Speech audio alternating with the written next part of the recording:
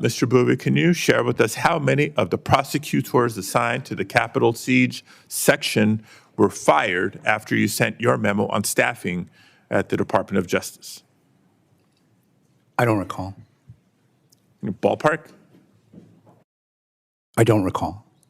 All right. Well, I'll submit that in the form of a question for the record to allow you time to jog your memory banks and try to give us a number or at least an estimate. Can you tell me how many January 6 rioters President Trump pardoned?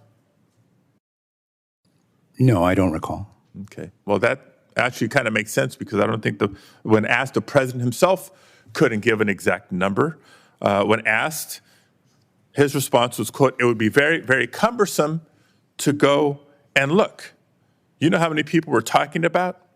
1,500 people.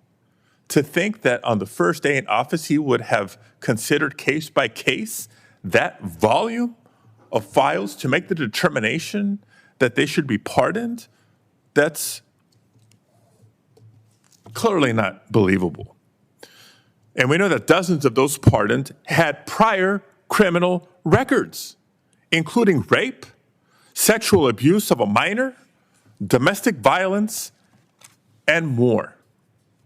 Yes, I'm talking about the January 6 rioters. I'm going to end with this, Madam Chair. I can tell you that a long-serving prosecutor with the D.C. United States Attorney's Office thought that it sent a message that, quote, political violence toward a political goal is acceptable in a modern democratic society. Mr. Bouvie, you contributed to these actions. What do you think what kind of message do you think this sends to the American people?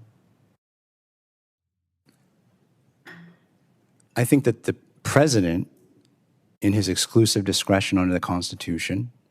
My question is, what message does this send to the American people? The pardoning of January 6th rioters, many with prior criminal convictions. And you can answer briefly. I think that's a question that calls for political views, and under the canons, I'm not able to take a position. I thought we were talking about public safety and the rule of law. Thank you, Madam Chair.